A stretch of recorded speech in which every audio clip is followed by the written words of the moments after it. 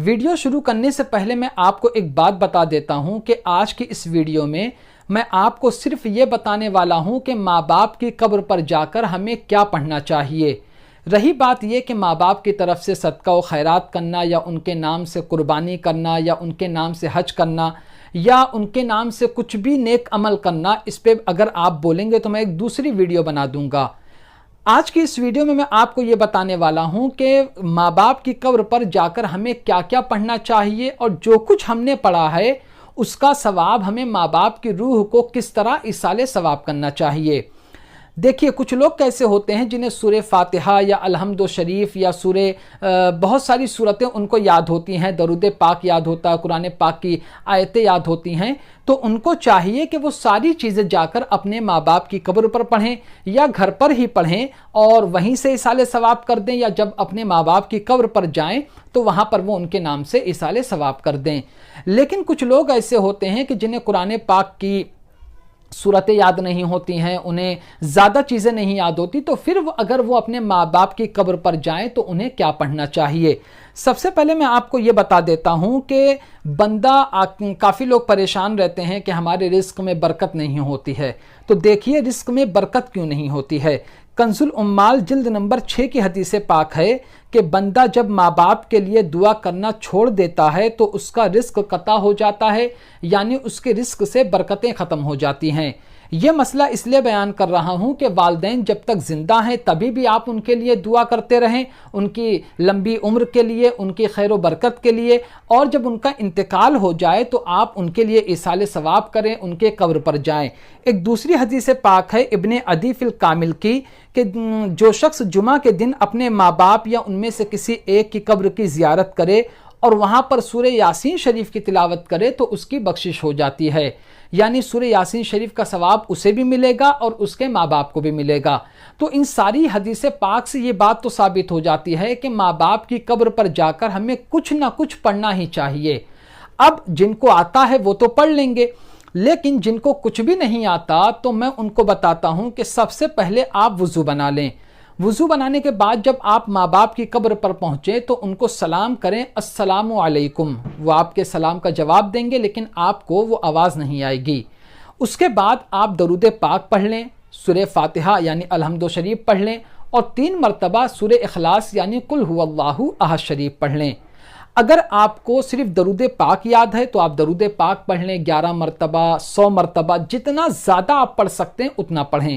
اس کے بعد آپ سورہ فاتحہ پڑھ لیں اگر آپ کو سورہ فاتحہ یاد ہے۔ اگر آپ کو صرف سورہ اخلاص یعنی قل هو اللہ احد شریف یاد ہے تو آپ وہی پڑھ لیں۔ اب میں آپ کو بتاتا ہوں کہ اگر کوئی 1 مرتبہ سورہ اخلاص یعنی قل هو اللہ احد پڑھتا ہے تو اسے ثواب کتنا ملتا ہے۔ دیکھیے شرح الصدور صفحہ نمبر 312 میں ہے کہ حضرت سیدنا حماد مکی رحمۃ اللہ تعالی علیہ فرماتے ہیں، میں ایک رات مکہ مکرمہ کے قبرستان میں سو گیا تو کیا دیکھتا ہوں کہ قبر والے حلقہ در حلقہ کھڑے ہیں۔ میں نے ان سے پوچھا کیا قیامت قائم ہو گئی؟ تو انہوں نے کہا نہیں، بلکہ بات دراصل یہ ہے کہ ایک مسلمان بھائی نے سورہ اخلاص یعنی قل هو اللہ احد پڑھ کر ہم کو ایصال ثواب کیا، یعنی اس نے 1 مرتبہ سورہ اخلاص پڑھی اور اس کا ثواب ہم کو پہنچایا، تو وہ ثواب ہم اپنے درمیان 1 سال سے تقسیم کر رہے ہیں۔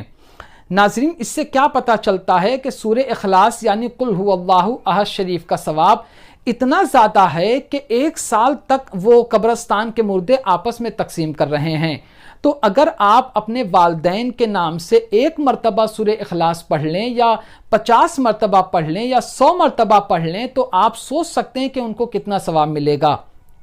آپ کو 50 مرتبہ یا 100 مرتبہ پڑھنے میں کتنا ٹائم لگے گا؟ اگر آپ مثال کے طور پہ کھڑے ہوئے اور پڑھنا شروع کر دیے بسم اللہ الرحمن الرحیم قل هو اللہ احد اللہ الصمد لم یلد ولم یولد ولم یکن لہ کفوا احد، اسے سورہ اخلاص کہتے ہیں۔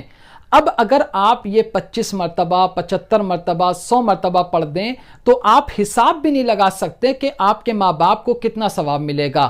اب کافی لوگوں کے ذہن میں یہ سوال رہتا ہے چلیے ہم نے پڑھ تو دیا، اب ماں باپ کو کیسے اس کا ثواب پہنچائیں؟ تو دیکھیے آپ نے پڑھا، پڑھنے کے بعد آپ ان کی قبر کے سامنے کھڑے ہیں، آپ اس طرح ہاتھ اٹھا لیجئے، اٹھانے کے بعد پہلے درود پاک پڑھیے، کوئی بھی درود پاک پڑھ سکتے ہیں۔ اس کے بعد آپ یہ دعا کریں، اے اللہ جو کچھ میں نے پڑھا ہے اس کی غلطیوں کو معاف فرما اور ان سب کا ثواب میرے ماں باپ کی روح کو پہنچا دے۔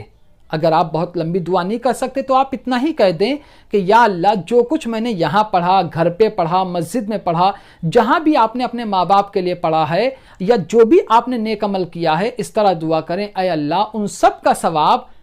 میرے ماں باپ کی روح کو پہنچا دے۔ تو اس سے یہ ہوگا کہ ان ساری چیزوں کا ثواب آپ کے ماں باپ کو پہنچ جائے گا۔ تو آپ کو یہ چاہیے کہ کم سے کم ہفتے میں ایک دن جمعہ کے دن اپنے ماں باپ کی قبر پر ضرور جائیں، وہاں پر یہ چیزیں پڑھیں تاکہ آپ کے ماں باپ آپ سے خوش ہوں اور اللہ تبارک و تعالی ان کے لیے ثواب عطا فرمائے۔ آپ یہ بھی دعا کر سکتے ہیں کہ اللہ ہمارے ماں باپ کی مغفرت فرما، ان کے گناہ صغیرہ کبیرہ یعنی چھوٹے بڑے گناہوں کو معاف فرما، قیامت تک کے لیے ان کی قبر پر نور و انوار کی بارشیں عطا فرما، ان کی قبر کو جنت کی کیاریوں میں سے ایک کیاری بنا، ان کی بال بال مغفرت فرما۔ اس طرح آپ بہت ساری دعائیں ان کے لیے مانگ سکتے ہیں۔ تو امید کرتا ہوں اب آپ اچھی طرح سے سمجھ گئے ہوں گے کہ ماں باپ کی قبر پر جا کر ہمیں کیا کیا پڑھنا چاہیے۔ تو آج کی ویڈیو میں صرف اتنا ہی۔ السلام علیکم۔